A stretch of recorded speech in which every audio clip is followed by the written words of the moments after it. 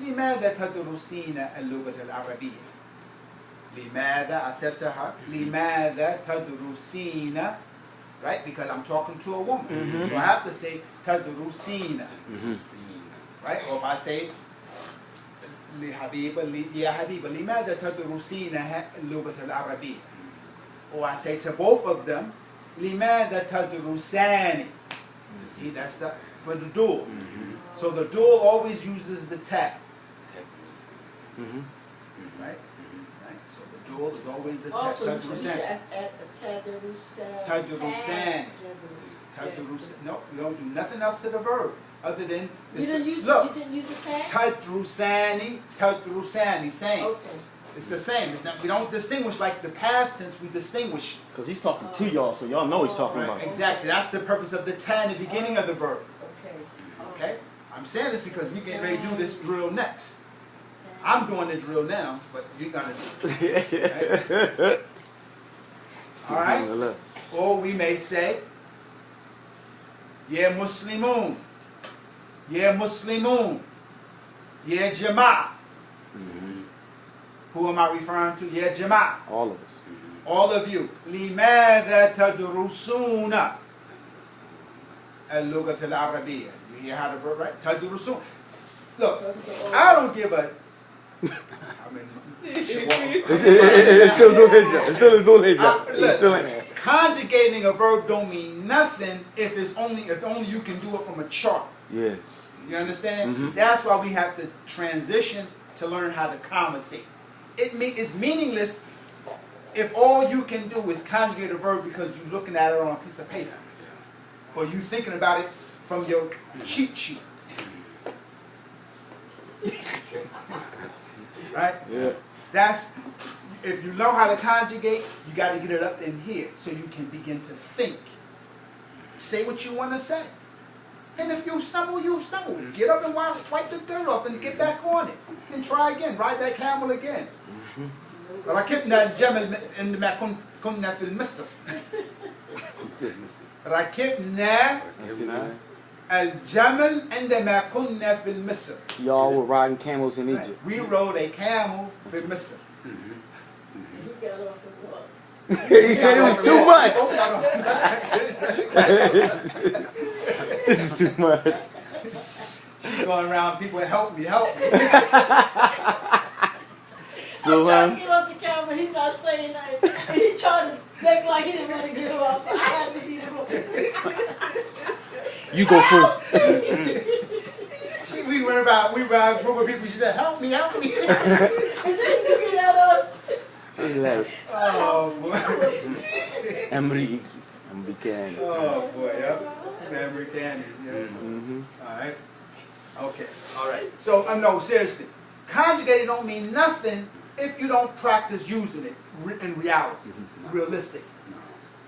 It's not hard to conjugate, but you got to practice using it. Okay? Just like, for instance, like I made that mistake because I was thinking more about what else, but I didn't put the rest of it in play. So I see that now you have to.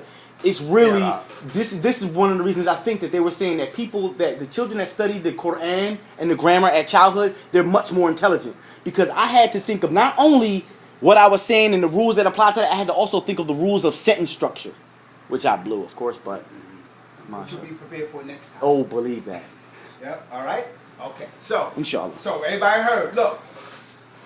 تدرسوا يا علي يا جماعة ماذا تدرس؟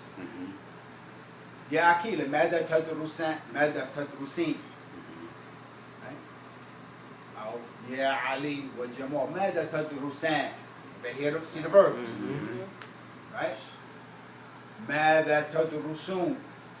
And then if it was a bunch of women, right? ماذا تدرسن? Right? Everybody see those 5 verbs, right? Tadrusu, everybody see it? Right? Let's take this out of the way for a moment, and we're going to come back to that question, limadha, in a moment. Okay, but everybody see the 5 verbs? Tadrus, tadrusu, right? What's the next one? Tadrusina. Everybody see it? Tadrusani.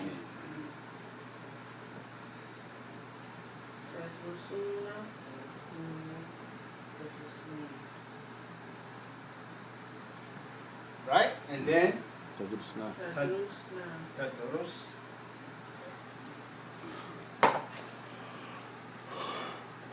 Nah.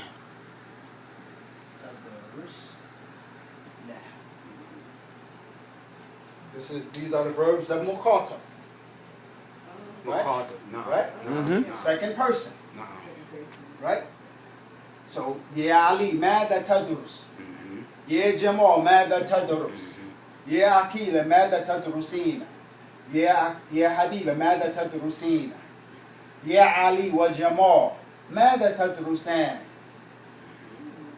يا حبيبة وعقيلة ماذا تدرسان؟ Right? يا علي يا جمال يا خليفة ماذا تدرسون؟ يا عقيلة يا حبيبة يا مريم ماذا تدرسنا? These are the verbs, right? You see? Mm-hmm. Okay. From these verbs, which verbs? From the second person.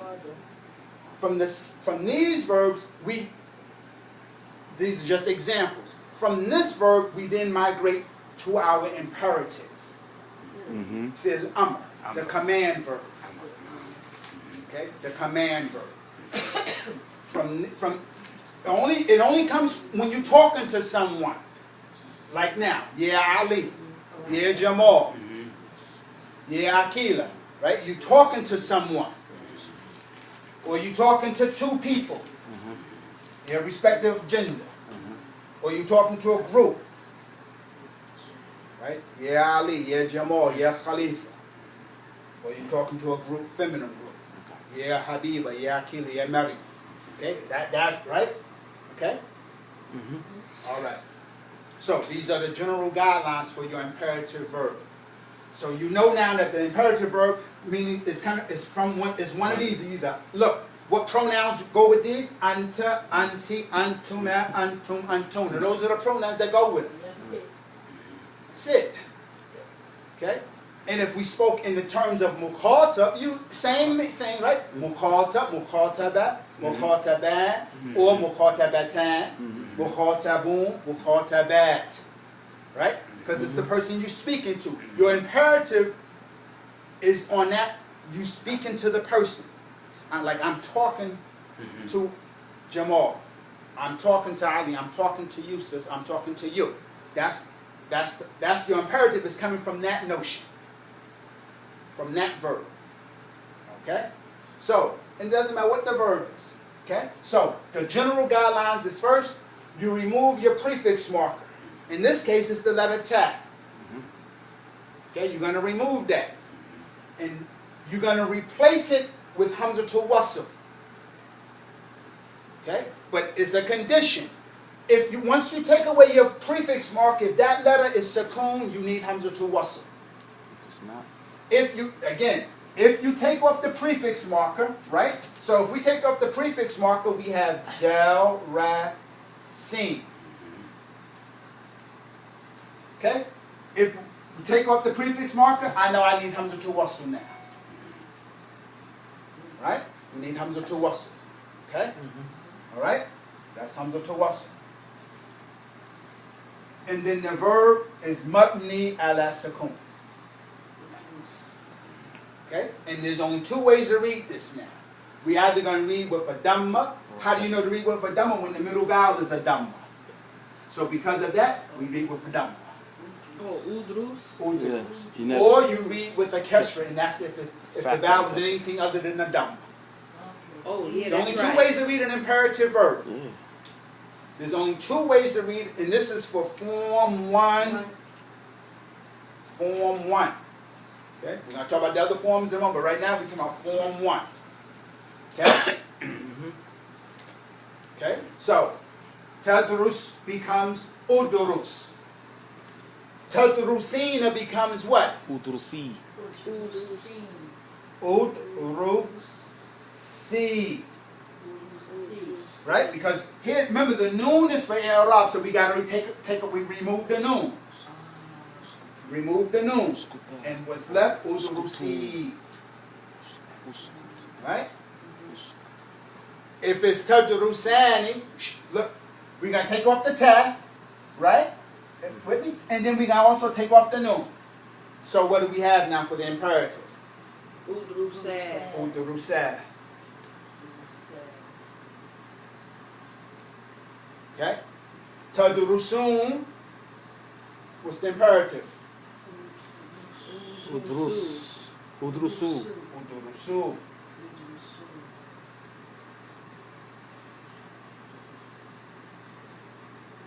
Okay? Tadrusna. Come on. Mabni, mabni, mabni.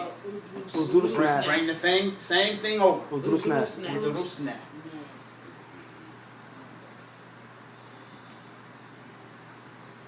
Okay, I got a question. Yes. So this is you said earlier, you said this present tense is when we're talking to someone. This is second person, right? Second person means the person you're speaking to, talking to, right? Right. Okay. The Mukhata. The mukhata. So I'm trying to think about this logically in terms of you can't be talking to the third person, so that doesn't even apply. Right. Okay. Right. Okay. I Okay. just needed to be for cover. Okay. I'm sorry. That's all right. Okay. Okay. All right. So we understand, right? So again, let's talk about how to form the imperative. Form 1. Remove the prefix letter. In this case, it's the letter ta. So we're going to take the ta away, right? Mm-hmm. Replace it with hamzatul wasl, and that's if, because most of the time in form 1, the original letter has sukun. That's why we need hamzatul wasl. Okay, that's why I need hamzatul wasl. You understand? Yes. Okay, right? Copy the same vowels. The imperative verb, no matter what the verb is, meaning no matter what the form, is mabni on sukun. So look at it. Tadrusu becomes udurus. Tadrusina becomes udurusi. Still mabni ala sukun. Tadrusani becomes udurusa. Still mabni ala sukun. Just don't write it. It's sukun there. Remember, the wrong vowels are sukun. Okay? Tadrusuna becomes udurusu. And like in the past tense verb, we still write the aleph with a sukun on top to let you know we're at the end of our verb. Okay? And then this verb here, udurusna, is how it is. Antuna stays the same. So, other than just take off your prefix marker. Okay? If it was a verb like, I'm just going to write just one verb, tajlis. Tajlisu, right? Mm-hmm. Tajlisu, right? You are sitting, right? Mm-hmm. Right? So if we had to do tajlis, make the imperative for tajlis, it would become Ijlis. ijlis. Why are we reading the hamza now with the kasra? Look. Because that lamb has a kasra. Right? Because the lamb of the verb is kesra. There's only 2 ways to read an imperative first form verb. Either we read it with a dhamma or read it with a kesra. Habibi, see? Yes.